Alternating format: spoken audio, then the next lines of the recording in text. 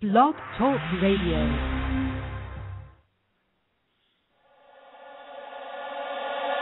I stand before you tonight because all across America, something is stirring. What the naysayers don't understand is that this election has never been about me. It's about you. Hi, everybody. This is Politicus Radio, live and in charge at 11 p.m. Eastern, right after the Arizona Republican debate presented by TNN. So we're on the air with you live tonight, a little bit later than usual, but have a cup of coffee and stick around with us, because boy, do we have a humdinger of a program for you. It's excitement, it's adventure, it is Politicus Radio. I'm sure that just from a few conversations I've had with my co-host, there is going to be some debate over who won said debate. Without further ado, let me please bring in the one, the only, my friend, yours, everybody else's, a friend to humanity, George. Hello. Hi, George. Hi, Jason. How are you? I'm great tonight. How are you? I'm doing well. I'm kind of coming down from being able to stomach my first full debate so far for this whole Republican primary. It's been very interesting. You do realize this might be the last debate of the year too. You actually managed to watch a full one at the last one. What a time to get in, right? Yeah. For those of us that have been through the previous 20-odd debates, we say, welcome. Hi. What took you so long? So I think it was just from seeing the highlights. That was enough for me. I actually must confess, boys and girls, our live listeners. By the way, for our live listeners, we're going to maybe try to open up the phone lines tonight. Our telephone number is 949-272-9511. So if you have any thoughts on the Republican debate that you'd like to share, give us a call and maybe we'll get you on the air. I say maybe because it depends on whether or not I'm watching the control panel. So, without further ado, George, she's back. Yes. It was a long, difficult week last week without her. We've gone through so much. We did the show alone. We've muddled through. Mm-hmm. But, George, this is going to remind you of a familiar old song. It's time for You Can't Touch This. This is the beat you can't touch, because she's so above and beyond everybody else. She's on a plane of her own existence. She's the writer that we all admire and hope to someday be like when we grow up. Ladies and gentlemen, it's Sarah time. Hi, Sarah. Good evening, gentlemen. How are you? I'm great. George? Doing great. So, George, I have a bone to pick with you that this is your first debate, but we have to get on to it. But I'm deeply jealous and envious that you only had to do this one time. So just be warned. Okay.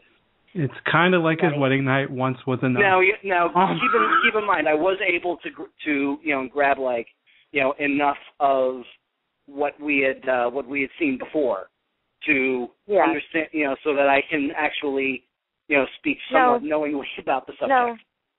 No, George, there's nothing like the torture of sitting through this thing from start to finish.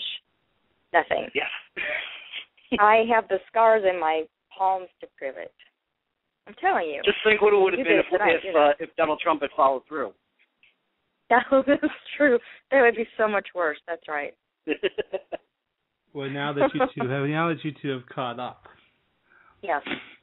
Moving on. Let me ask you a question. By the way, I think I've done more of these than both of you, so whenever it's time to explain the cause of death, you both will be able to provide an expert opinion on what exactly happened and where my demise began. So let me ask both of you. Let me go to George first. George, what were your first impressions since you lost your 2012 virginity with this debate? My first impression, as it was going on, especially during the first part of it, I felt that, with the spotlight on him, it took Rick Santorum much longer than he needed to get comfortable being that in that front runner status. He came off at the beginning like a not ready for primetime player. He was stuttering so much that he reminded, speaking of not ready for primetime player, he reminded me of the political analyst Nicholas Fame from SNL, so that Fred Armisen plays. He just kept on stuttering during his rebuttals. Mitt, definitely came off much more as the well-seasoned, I would say, candidate. He came out swinging. He definitely felt like he had a pro-Romney crowd, and he was going to basically just deliver blow after blow after blow to try to get to Santorum. As it went on, though, one thing that I did find very interesting was that Santorum not only did Santorum not go down, but the pro-Romney crowd didn't have that moment where they could just, explode and say, Romney 2012. They didn't have that at all. They had a lot of moments where they were applauding. They had a lot of moments where they were booing Santorum. But they never had that full-on, we're with you, Mitt, moment. That wasn't there. And that was a huge opportunity that Romney lost. My question for you is, do you think he scored the knockout punch on Santorum to reclaim the leadership of this race? Originally, I thought he was all set to do it. He literally had it all right there. It felt like during that first half hour, it was like, okay, the narrative of this debate is how Mitt got his groove back. And it didn't happen. He had signs of it. There were moments where he was definitely, kind of coming off like the older, more seasoned, type of guy that basically just says, okay, Junior, you had your moment, now have a cookie and go sit down.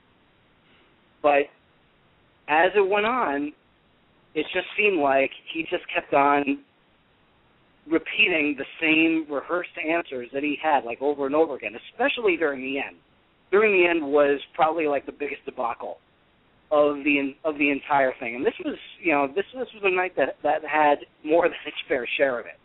This was a time where he was asked to talk about, what the public had gotten wrong about him, any sort of misconceptions. And he all of a sudden decided to talk about something else entirely. And he came off very unleader-like, basically. He was just basically just like, I'm to quote Ms. Palin, he was going rogue on a question. That's a good place to bring in Sarah and say, Sarah, what were your first impressions? I came away from the whole thing thinking this is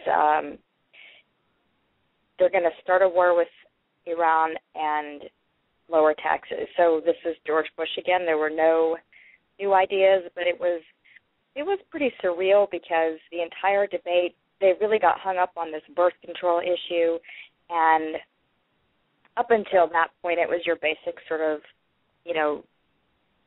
spinning, lying Republican sort of talking points. But then they got into this birth control issue, and, you knew that they all wanted to avoid it because they were doing anything. They threw infanticide at Obama in order to avoid the issue. But it just derailed at that point, and they absolutely started to sound kind of like caricatures of what we would think, the worst kind of Republican candidate would sound like.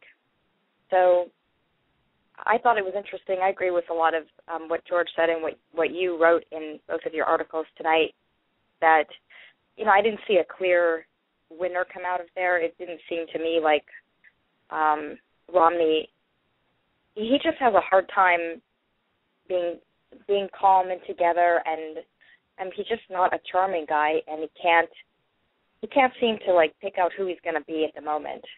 He goes in for an attack, and then he sort of apologizes. He's just sort of he's never one person that you can finally sort of coalesce behind. Not that I want to do that, but I'm sure he would like people to do that for him. And Santorum, he really needed to show that he could be a leader in this debate. It was the first time he was really the front runner. I didn't think he pulled that off. I thought it was weak. I thought, the whole thing was weak. The only time I had a modicum of pleasure was listening to Ron Paul school them about the budget with, starting another war, basically. And, Ron Paul is kind of a nut, so it's not like I was cheering him on, but it was sort of the only moment where there was sanity. They really got me with the birth control thing. Yeah, I wanted to ask you about that. Like, as a woman, we talked about some of this issue last week. As a woman, and you were working the Twitter during the debate. So with followers, other women, how did this discussion on birth control play with you, and especially with other women that you were talking to at the time? Well, one of the tweets I sent out was, boys, some of us see government coercion as you all trying to regulate our bodies.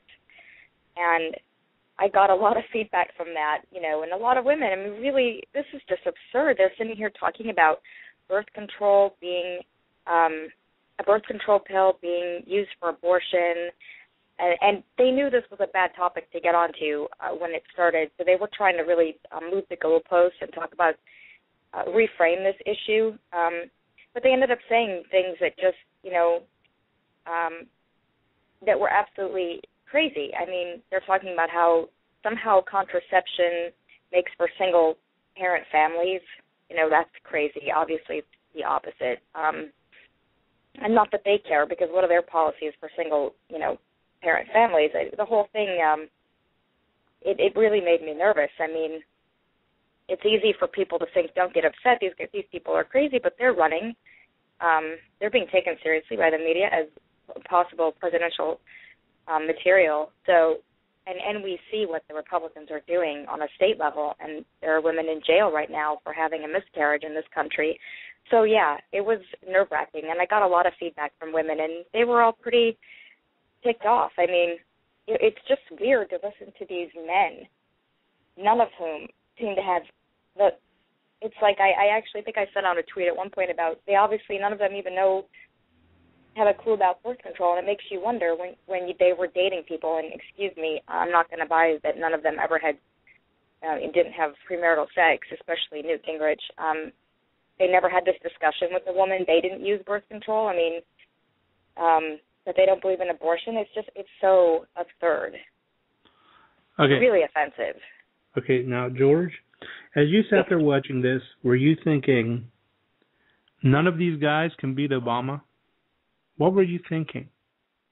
I definitely felt like the way that they're all kind of like set in their ways, that I honestly don't think that they're going to be able to do it. I seriously don't. They all did a fine job of getting their rounds of applause from people that were set to cheer for them anyway. And at the same time, the people that were set to cheer for them anyway wound up booing them several times. So they're playing to a group of people that is ready for that red meat to get thrown at them, and they only gave very modest applause. So if their base, if the people that they're trying to appeal to the most, if their base isn't 100% sold on any of them, then I don't see any chance for any of them to put up a fight at all against President Obama. Okay, now see, guys, I saw just a torrent of lying in this debate. A tidal wave of lies coming from all angles in this debate. I mean, I don't really remember any lies that Ron Paul told, but I mean the other three, especially the top two, man, they were just throwing them out there left and right. Sarah, did anything really like jump out at you as far as blatant falsehoods? Yeah, Mitt Romney's revisionist history on the auto bailouts, that one always gets me.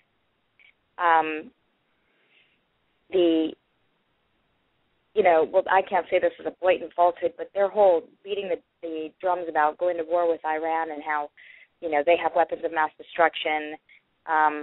Saying Obama has been the most dangerous president on foreign policy ever was absolutely absurd when, we all know. Those of us who live in reality know that he got Osama, he got the pirates, blah, blah, blah. And we remember John McCain singing Bomb, Bomb, Bomb, Iran in 2008, and yet we are not at war with them right now. Nothing happened after that. So it just kind of, it reminded me a lot of when George Bush was president, and the terror alert levels would always be manipulated right before an election, and they would do this whole, oh, my God, vote for George Bush or else we're all going to be bombed. And it was that sort of thing, which, I think that it, for me, is a falsehood because weapons of mass destruction turned out to not be true. And so, but you did an excellent article on all of the falsehoods. I just picked there were 7. so many. I don't know how there were more. There were more than 7, but I stopped at 7.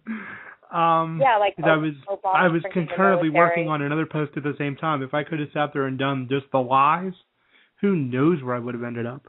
It was insane. I mean, just the auto bailout alone was crazy. And the auto bailout alone featured a tree of lies. Yeah. Oh my God. So, George, the question's coming to you. Were you sitting there and watching this at some point, and did you just think to yourself, that's just not true? It started for me. It started during the whole auto bailout issue, and then from there, I could actually feel my brain just kind of glaze over a little bit because all of a sudden I just started realizing, these aren't it's not like they're they have to have everything that they're saying vetted. They're basically there to say something to get applause out of the people that are ready to applaud for them.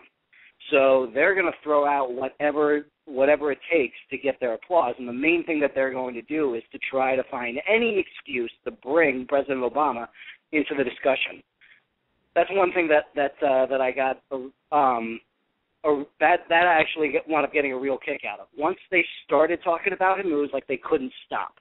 And all they kept on basically saying was bringing out, one, incorrect fact after another without really saying, what it is about them, basically what about them they're going to say to answer these questions. All guys, they're doing is basically just bringing in, what President Obama supposedly had done or said or whatever. Guys, we actually have a live caller. Area code 304, welcome to the show. Hello? Well, thank you. Hello. My name's Jeff. I think one of the biggest telling things in the debate was the ignorance of thinking Syria is a puppet of Iran. Oh, please go on. To me, it seems like that either have been misinformed of the Mideast or they just had created their own conclusions on what is going on in the Middle East. After that, I had to turn the show off because it just showed me they didn't know what they were talking about. So that was the breaking point for you, Jeff. That was whenever they just misled about the dynamics of the geopolitical interplay between Syria and the rest of the region, you were done. Yeah, I pretty much, because I had just tuned in 5 minutes before that, and as soon as I heard that, I knew something was wrong with their political thinking. They're not going to be good foreign policy presidents, any one of them. So it only took you 5 minutes to say these aren't the people I want for national security. Well, that was 20 debates ago. Yeah. Yeah, I agree. At least we should buy them each a globe. or a primer on history, even. Yeah, there's some real problems with when you try to dictate your foreign policy based on an ideology. Yeah, and that's the big problem with these Republican candidates. Is as we saw with George W. Bush, what happens when you approach dictatorships and regimes with a zero tolerance, inflexible policy. That what will happen, and what happens is you're not going to out-tough a regime. Right. I agree with you. Thank you, folks, for being there, and I'll continue listening. Thank you. Yeah, thanks for the call, Jeff. Have a good night. Thank you. Good night. That was a really good point because, we don't, there's so many lies told in these debates and we don't get in. But these are the kind of things, I actually walked away from this debate rather rattled and a little frightened because we remember George Bush being in office and listening to these guys, it's just their idea, their worldview is so warped and crazy. And there's, if they were in charge, there'd be no one to check them. Yeah, that's exactly it. Especially if you have a Congress that's of the same party. Right. I don't think it would matter with a Republican, but I'm starting to think. Yeah, well, once again, look at George W. Bush for the case study, and he's the candidate that all these candidates seem to want to go back to and build off of. Right, exactly. They're actually doubling down on his policies. Yeah. And all the ways that the other thing that killed me was all this talk about going to war and then lowering taxes at the same time. And I know I started off with that, but I was just so stunned. How can you be a fiscal conservative and never pay the bills? How can you be a fiscal conservative and never collect revenue? It makes no sense. That's really that's limited government. Acceptable. Yeah, they're trying to starve the government, obviously, but that's that's more of a libertarian or sort of even anarchist position than in terms of just get rid of the government altogether, but that's not what a fiscal conservative would do. They would pay the bills. Okay, guys, we probably can squeeze in one more live caller if anybody wants to call, area code 949-272-9511. George right now is clapping his hands silently because I've actually remembered to give the phone number during the show. George remembers our adventure of to have callers the last time around. We kept on pushing that number. We just never actually got to push it live. Yeah. That was a bit of a problem. Okay, so George, whenever you're sitting there, and I'm going to you a lot for these first reactions because this is your first full debate you've watched. As a liberal, what are you thinking? I'm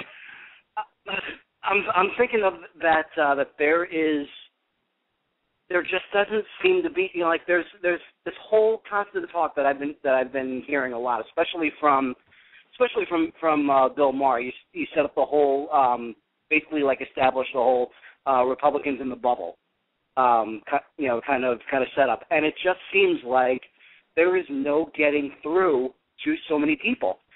Whenever either Rick Santorum or Ron Paul tried to speak in a reasonable fashion, they got booed. And one of the louder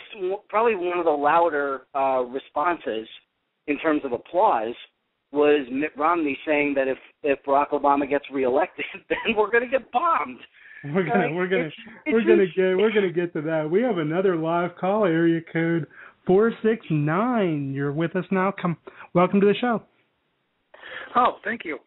I'm calling from the Dallas-Fort Worth area. I really think these guys are going to probably keep going farther out on their limbs.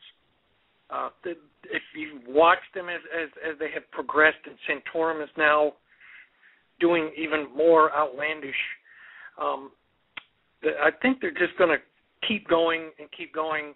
They're pandering to their own bases, and I really hope they walk themselves off the limb.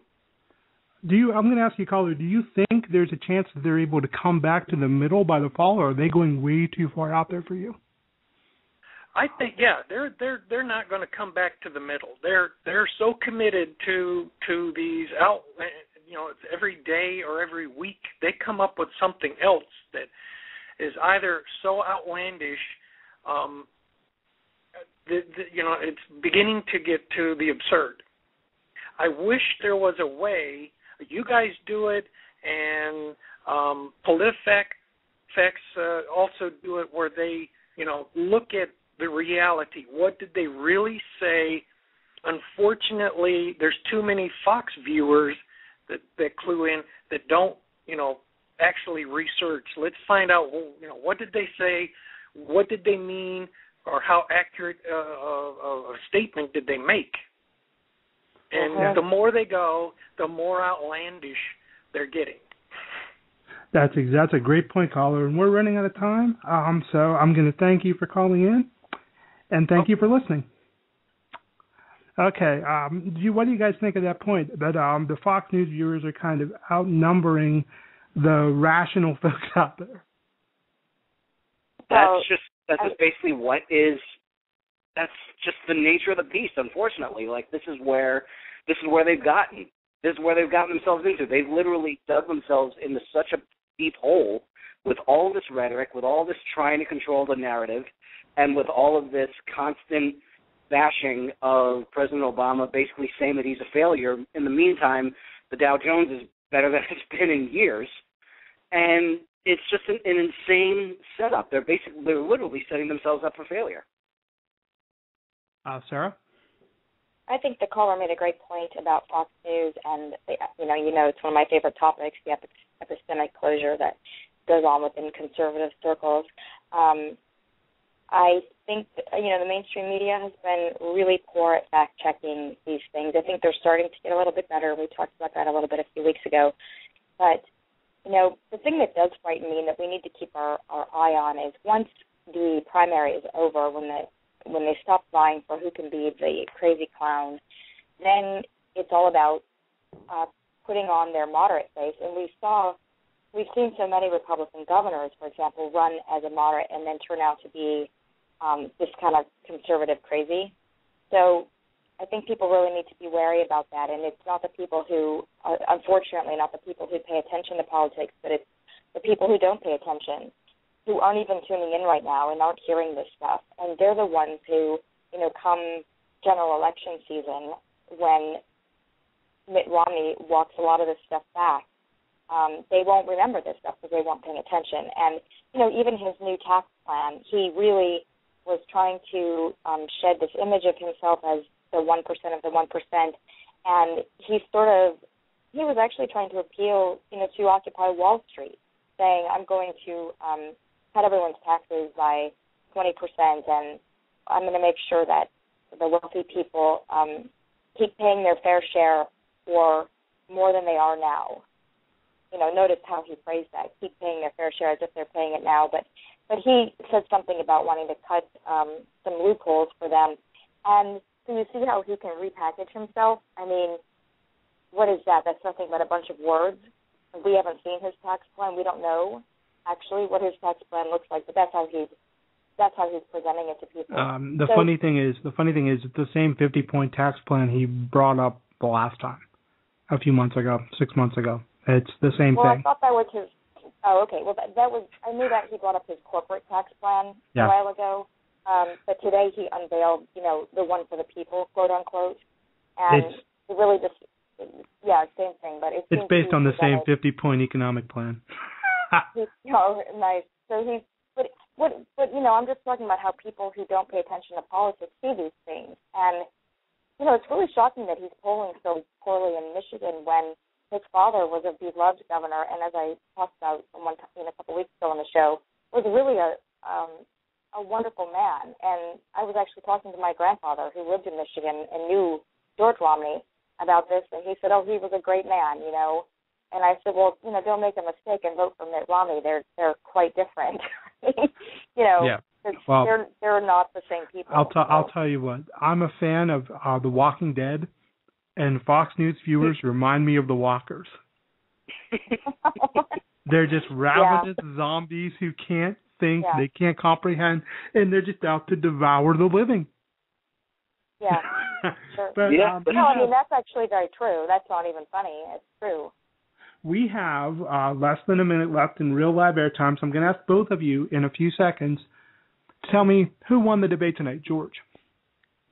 I think that Rick Santorum was the ultimate winner because he did not go down under Romney's many desperate attempts to try to put him down. Okay, Sarah? Oh, I don't like answering these questions. I know I see this differently than everybody else, but I'm just none of the above? No, I thought, I didn't see any clear winner come out, but I thought Romney held himself together a little bit better than Rick Santorum. We're at less than 10 seconds of live airtime, so I'll tell you the winner of the debate was Barack Obama. For our live listeners, this is goodbye. And now we head to overtime. Nice. Really nice. If you would like to expand on that, Sarah, what you started, I'm sorry to have to cut you off, but we're running out of live time.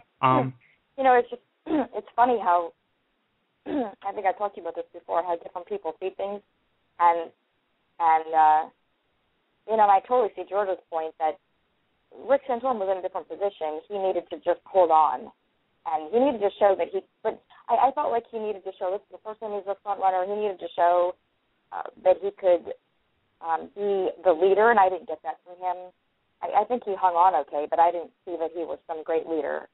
Yeah, he didn't come off as strong and charismatic to me.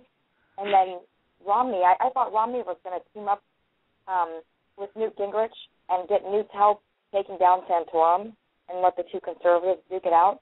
But instead, he's like playing petty man and going after Newt Gingrich, which was a waste of his time.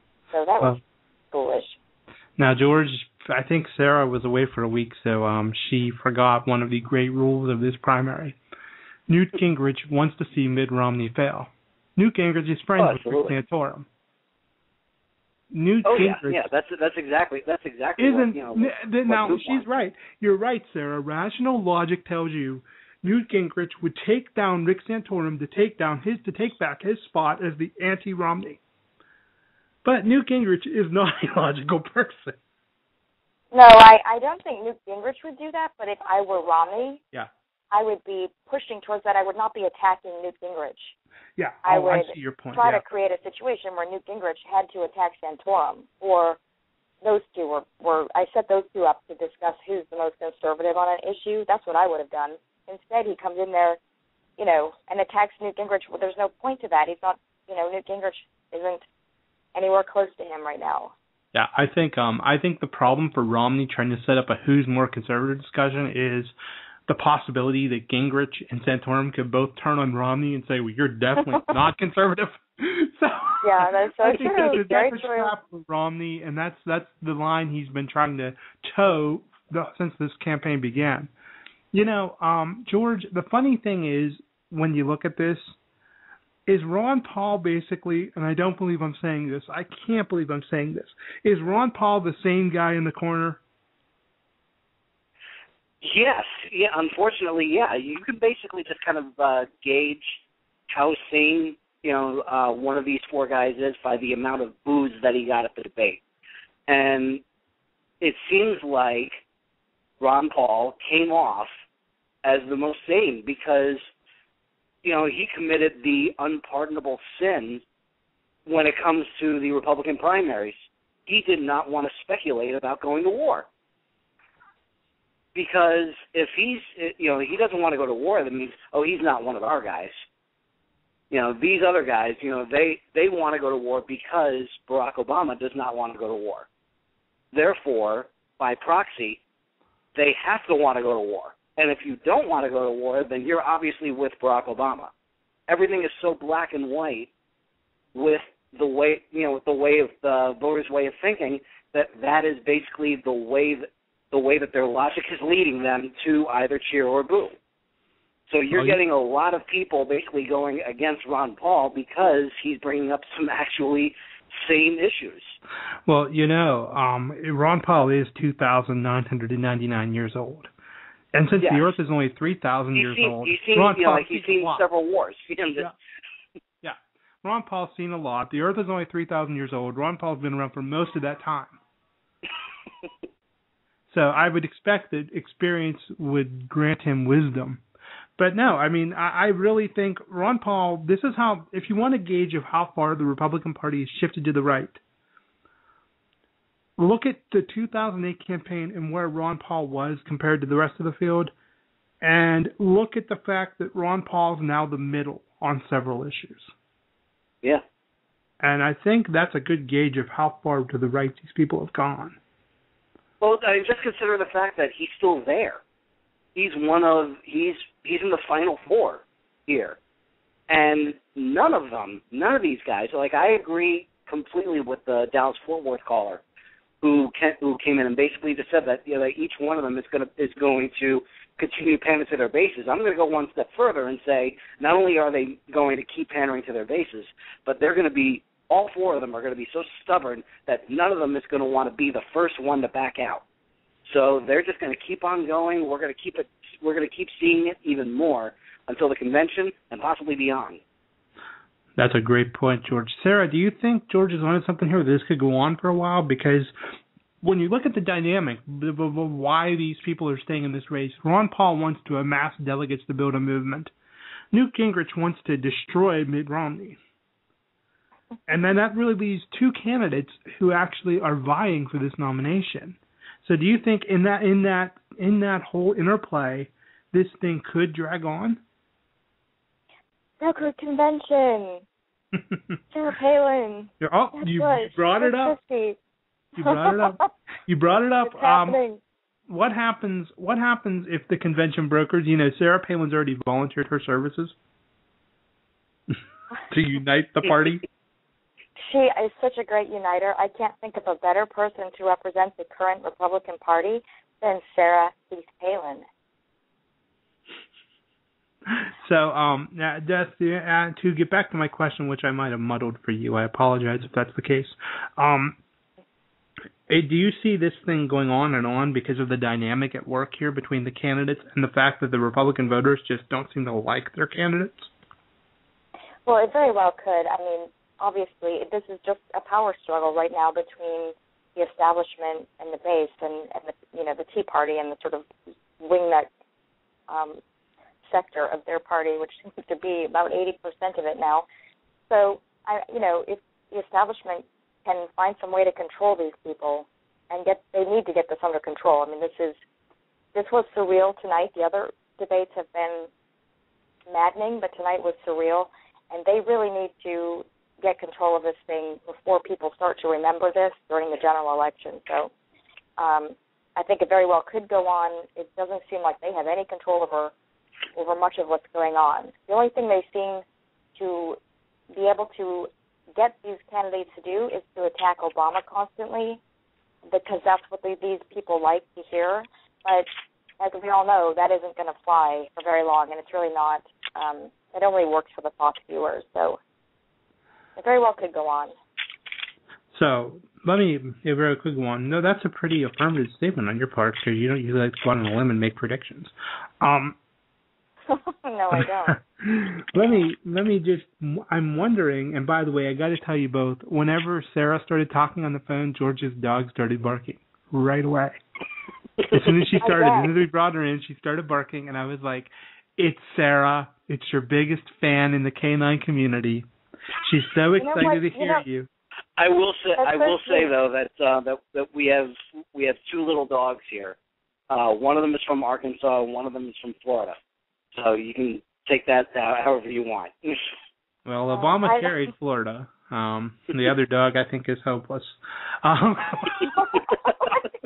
Wait a minute. So I'm hoping that it's the Florida dog cheering for you in the affirmative, and not the Fox News watching Arkansas dog disagreeing. It could be Arkansas. There's some good people there. But, I think also the canines have started a club, Dogs for Obama. Oh, yes, they have. They're really mad at Mitt Romney. I will say, though, that the one from Florida, comes off as pretty undecided. So. Oh, my. Well, there you go. Did you see a hanging Chad near the water dish? Hanging Chad. I was just going to say that. So, this is a little bonus for the people that tune in on the download the podcast. I want to talk about this absolutely freaking sane point that if Obama gets elected, nuclear weapons will be used. Sarah groaned. George laughed. We're going to go to Sarah because that groan tells me there's something there.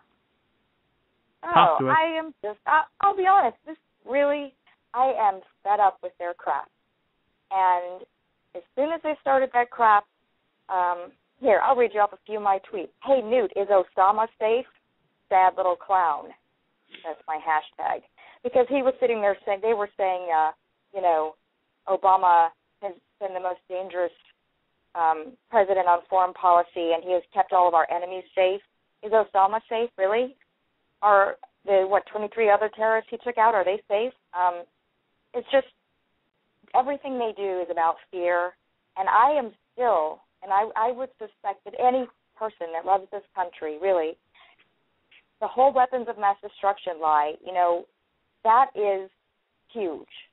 I don't know that we're ever going to recover from that, from the fact that it was never really addressed, that it started this horrible, endless war situation.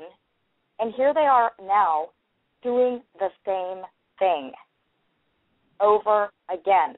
We're supposed to believe them again with this crap about, Iran has weapons of mass destruction. We need to bomb them. If you don't elect us, you're all going to die. It just reminded me so much of George Bush, and I know I already brought up the terror alert levels, but it just reminded me of that. I mean, I remember defiantly flying in December of 2001. So I was like, I'm not going to sit here and live in fear. I'm going to Europe. This is what I'm going to do. And they're walking through the airports, and they have all the, terror alert, whatever. It enrages me because it's so manipulative. It's so dishonest. And there are so many lives at stake, I just can't believe people can take something like this so lightly and throw this kind of rhetoric around. And look where it's gotten us. So I'm irate about that. I really am. And they just keep moving the goalposts. They don't want to talk about how Obama was successful. So, we're not going to talk about how Obama cleaned up their mess. No, now we're going to talk about Iran, and they're sitting there saying he's not doing any of the right things. How can that be? We're just supposed to take them on their word when they completely failed when they were in charge. Obama's been successful in foreign policy on any, from diplomacy to strategy in war and to taking Osama out. But we're just supposed to believe them. I mean, if they don't want to discuss reality on any level, they can't talk about their history. They can't talk about their policies, and they can't talk about what they have done to this country. So they just keep moving the goalposts. And George. Can I swear on this program? Yeah, you can swear now. We're in overtime. You can swear away. Okay. Well, that really pisses me off. I love this country, and I don't like to see this at all, and it really pisses me off. I think it's dangerously un-American rhetoric. So I'm done now. Go for it, George. This is why we do overtime, just for this very reason, okay. So you guys are more free to express yourselves. And give everybody a little insight into the show. George, you laughed. I laughed to basically just show my absolute contempt with anyone who would try this crap again. I still remember hearing Dick Cheney speaking in 2004 before not at the Republican convention, but at another fundraising benefit, basically saying how if the American people make the wrong choice, we will be vulnerable to another September 11th attack. It was the absolute lowest of lows. I didn't think that we can go any lower when I watched 9/11 just get politicized into the ground during the 2004 convention in my hometown. This did more than piss me off. It fucking pissed me off. And yeah, that was basically like what where I was. And hearing Mitt Romney even dare to say something as asinine like that just brought me right back there. And I hope to God that there are a lot of people listening that felt the exact same way. I am done with that in politics. I am done with that in the American narrative. I am done with that, period. We don't need that anymore. I have to confess to both of you, I'm really glad you both just said what you said, because I do a lot of this writing live as it's happening. Now, as you're working live, you don't really have a chance to necessarily, as a writer, process what you're writing about at the time. So sometimes I hear these things, I write about these things, and then I think, did I hear that right? Did he just really say that if Obama gets reelected, a nuclear weapon will be used? And I'll be honest, these debates fly pretty quickly, but sometimes when I have time, I'll even try to Google anybody else who's live blogging or a transcript to see if I actually just read that. But I'm so glad you two just confirmed that, my ears did not defy me. They heard that and that it really happened. Because I think that's the way a lot of Americans feel when they utter these things. It's not 2001 anymore. They don't go, oh, my God, oh, no, Osama's coming to get us. They don't do that. They go, they sound like you and George. They've been played before. Yeah. Sarah? Oh, listening to George talk about this, it just really... it got me riled up, and I'll admit that I have tears in my eyes right now, and there aren't words really for what the Bush administration did to this country, and what we did to other countries because of the lies they sold to the American public. I felt that I knew it at the time, and it was chilling and so disturbing at the time to, talk to other people who were sort of buying this stuff, and I felt like this doesn't make any sense. Why can't we wait and see? Why can't we work with the UN? Why can't we at least slow down, But here we are, all these years later, all these deaths. Look what we did. It's just horrifying. I mean, war is horrifying. Sometimes it's necessary. So it isn't that I am anti-war. I'm not pro-war, but there are times that war is necessary. But this one wasn't one of them. And this nation, I don't know how you recover from something like this. To hear these people beating this drum again tonight, it really kind of broke my heart. I mean, they have done zero introspection. They have done no examination of their policies. They have done nothing but double down on all of the craziness. And it always comes back to the fact that it's all just a way to get elected for them and to maintain power, and for some of them it's a religious thing. But, for a lot of people, this is actually human lives at stake. People have died fighting these wars for them. What is that? People's families have been torn apart. To say that's just to take that so lightly is just, I don't have words for it. The cynicism of the political strategy behind fear-based politics is something that's despicable. And I think that it speaks volumes of the intellectual black hole that the Republican Party has become, that 11 years nearly after the fact, they're still returning to that well of 9/11 fear. But there's a reason why, Jason, and the reason why is because it worked. And that is the sad truth of it. If it didn't work, if John Kerry wound up getting elected and we went through 4 years or, maybe even 8 years, who knows, and never got, a single attack against us, then I guarantee you would never hear that again. The problem is it worked. Enough people fought that crap. The issue though is exactly right. The issue though is it didn't work in 2006. It didn't work in 2008, and it wasn't an issue in 2010. That's three elections. All it has to do is work once. All it has to do is work once. You're not talking about rational people here. But they're not the Republican leadership, the strategists in charge, after being defeated time and time again at the polls, when they try to run on this, it speaks of the intellectual retardation there. That they're stuck. Oh, definitely. That's my point.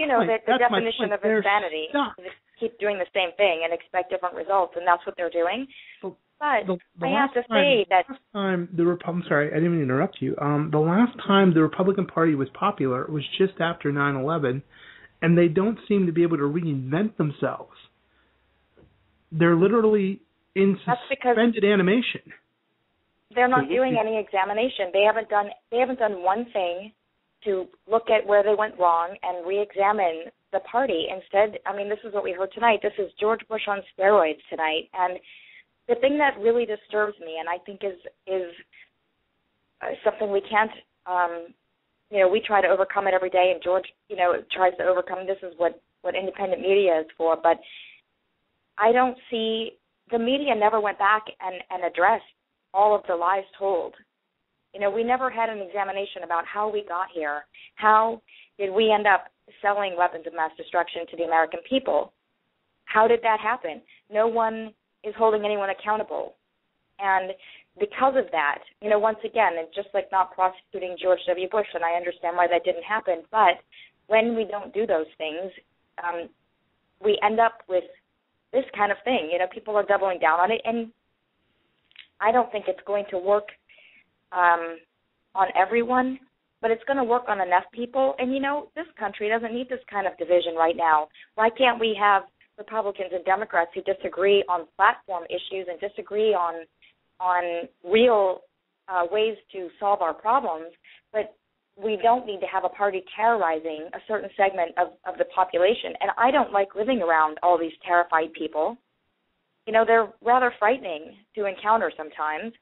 And it's wrong, and it's so divisive, and it does work on these folks. And what is the percentage of Fox viewers? I mean, when you look at it over the overall population of the country, it's not that large, but that stuff seems to filter in to the environment.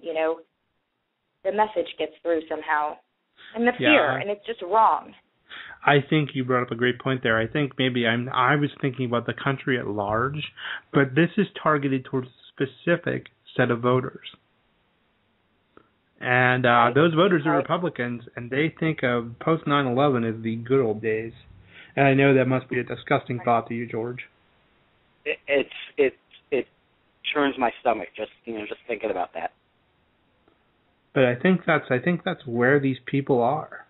By the way, I know Sarah has this on her Kindle.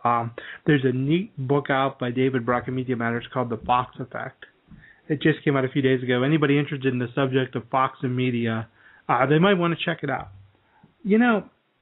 I'm going to ask you both, this is right after the glow of a Republican debate, but to close the show, before we go to our grand finale, I'm going to ask you both, what feeling did you have as you left this debate tonight? Sarah? Really? Really, Sarah? Really? Oh, man. I was pretty rattled. I was disturbed, and I keep using the word surreal, but it felt like I had just finished watching a science fiction horror movie about America. I felt like it was so crazy on every level. Everything that we discussed, everything they talked about tonight, their responses were pretty crazy. And I hope that none of those people get elected. But even the fact that they're just up there, Europe is laughing at us. We're the laughing stock for these people for catering on any level, which the media does, to their religious craziness, all of their anti-science baloney. It's embarrassing. I used to be embarrassed by it, but tonight I was just flat out, am I really here? Is this really happening? That's how I felt. Okay, George? How did you mine feel was coming definitely out a of roller coaster of emotions. The first one was kind of getting a laugh out of the fact that when I think about the origins of this country and how how it's it was basically founded because there are so many people who wanted religious freedom. So and just fast forward so many years and you get this this quote unquote culture war and this war on religion and everything, and it's just it's absolutely insane. So being a lover, being as much of a lover of history that Newt Gingrich is, I'm surprised. I'm shocked that he's not. He's probably embracing the irony behind the scenes, but he's also smart enough to know that there are enough people that he can just go ahead and run with in terms of this culture war. And then I started feeling anxious because now all of a sudden there is a chance for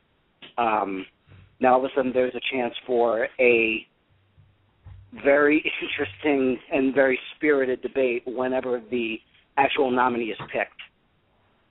That I'm looking forward to seeing more than anything. I'm looking forward to seeing these people, one of these three frontrunners outside of their bubble that they've been constantly pandering to. Now all of a sudden they get to go toe-to-toe with the quote-unquote defending champion and see how this rhetoric holds up then.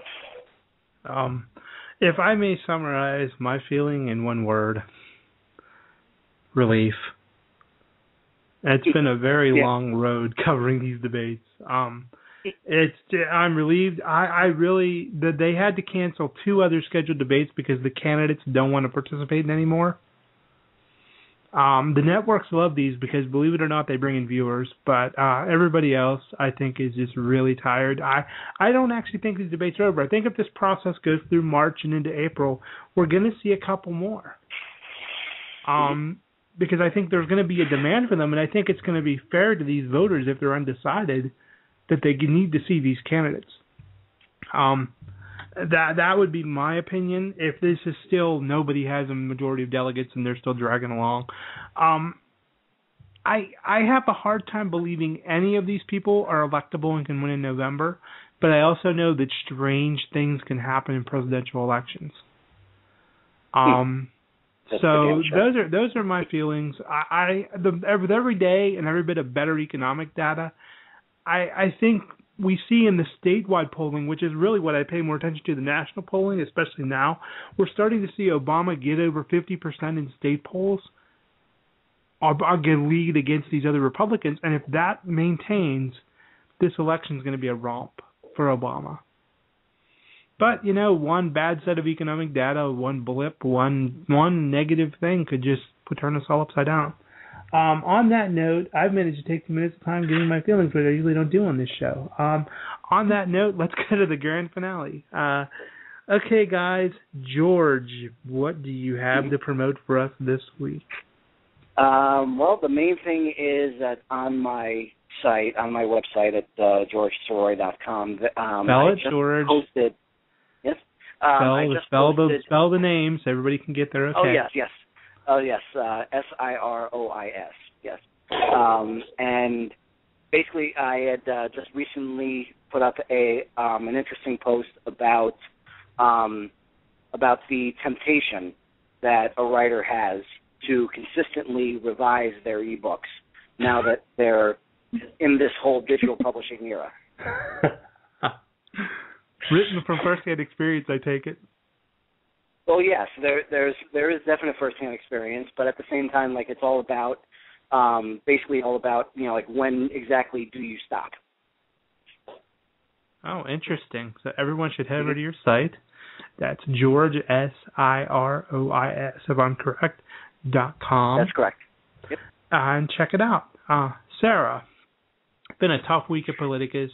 We had some problems with a hacker, but we have gotten back to business as usual. And please tell us what you think we should read this week.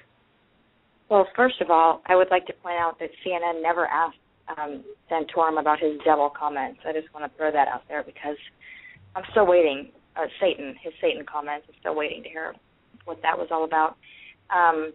But as for what people should read this week, I wrote something today, caught on tape, Wisconsin Republican committing vote fraud in the assembly. And I think everyone should read that because this guy happens to be, well, actually there's two of them that you can see cheating, but the one that I could identify, I know, was behind the voter ID law. So it's just pretty ironic that Republicans who push voter ID laws are committing vote fraud in the assembly as they do the people's work. So I'd like people to check that out. Okay. Thank you, everybody. Thank you, George. Thank you, Sarah. Thank you to our callers. We had callers and we survived. This is Jason. For George and Sarah, we will be back next week at 8 p.m. Eastern. So please join us for another edition of Politicus Radio. Good night, goodbye, and happy Thursday, everybody. Bye-bye.